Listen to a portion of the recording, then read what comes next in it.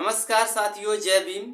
आज 1 जनवरी है और आज ही के दिन 500 महार शूरवीरों ने 28,000 पेशवाओं को मात्र 12 घंटे में ही धूल चटा दिया था। आज शौर्य दिवस के शुभ अवसर पर उन 500 महार शूरवीरों को मैं नमन करता हूं और सभी देशवासियों को ढेर सारी शुभकामनाएं देता हूं। ताजमहल अगर प्यार की निशानी है तो भीमा कोरेगांव भी शेरों की कहानी है। और ये इतिहास में पहली बार हुआ था कि 500 सैनिकों ने 28,000 पेशवाओं को धूल चटा दिया हो। ये पूरे इतिहास में, वर्ल्ड की इतिहास आप उठा लीजिए, इस तरह की घटनाएं कम ही मिलेंगे। आप सोच नहीं सकते हैं कि 500 सैनिक 28,000 लोगों को कैसे मार सकते हैं। तो चलिए आपको बताते हैं। सबसे पहले आपको ये बता देते हैं कि जिस व्यक्ति को, जिस समाज को पानी पीने तक, शुद्ध जल पीने पर पाबंदी लगाई गई हो, जिसे थूकने, सोने, उठने, बैठने पर पाबंदी लगाई गई हो, वो समाज भला अपनी हकों की लड़ाई नहीं लड़ेगा तो क्या करेगा। जब मराठों से छल कपट करने के बाद पेशवाओं का शासन हुआ करता था, तब वो पेशवा लोग दलितों पे किस तरह के अत्याचार, अन्याय करते थे, वो बेहद शर्मनाक है। उनके कमर में झाड़ू बांधा हुआ था और गले में मटकी टंगी हुई थी। गले में मटकी इसलिए बांधी गई थी ताकि वो बाहर ना थूके, वो उसी हाड़ी में ही थूके।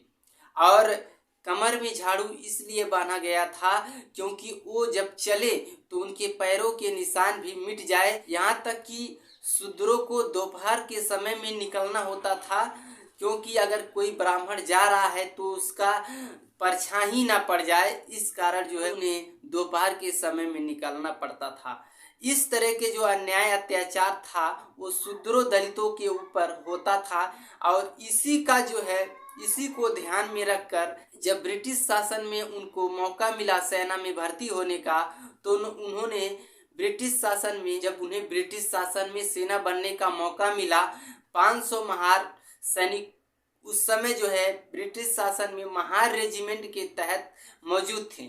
लेकिन उसी समय बाजीराव द्वितीय के सेना 28,000 की संख्या में थे, जो कि अंग्रेजों से लड़ने के लिए जा रहे थे। तो उससे पहले ही महार सैनिकों के सेनापति सिद्धनाथ ने बाजीराव पेशवा से मिलने गए थे और उन्होंने कहा था कि देखो, हमें अंग्रेजों से नहीं लड़ना है।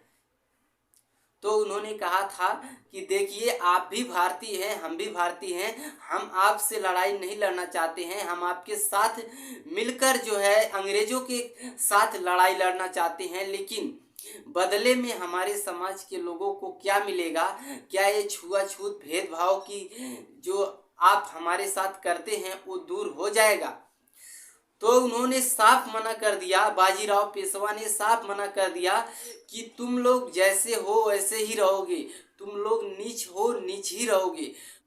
तो उसके बाद महार सैनिकों के सेनापति सिद्धनाथ वहां से लौट आते हैं। उसके बाद उन्होंने ये प्रण ले लिया था कि अब किसी भी कीमत पे अपने स्वाभिमान के साथ समझौता नहीं करेंगे। आप पेशवाओं के साथ जो है, चाहे कितनी भी संख्या उनकी हो, पेशवाओं के साथ जो है लड़ाई लड़ेंगे और पीछे नहीं हटेंगे। और यही कारण था कि 500 महार सैनिकों ने 28,000 पे भारी पड़ गए। 28,000 पे भारी पड़ गए। जिसे शुद्ध पानी पीने पे पाबंदी हो, जिसे थूकने पे पाबंदी हो, जिसे कहीं पे ठहरने पे पाबंदी हो, वो समाज लड़ाई नहीं लड़ेगा तो क्या करेगा। वो एक ललक थी, अपने अधिकारों के प्रति इतना जुनून आ गया था लोगों में, अपने अधिकारों को पाने के लिए हमारे सैनिकों में इतना जुनून आ गया था कि वो रुकना नहीं चाह रहे थे। सामने कौन है ये नहीं देख रहे थे। आज उन सभी वीर शहीदों को मैं नमन करता हूँ और शौर्य दिवस के शुभ अवसर पर आप सभी को ढेर सारी शुभकामनाएं देता हूँ। जय भीम।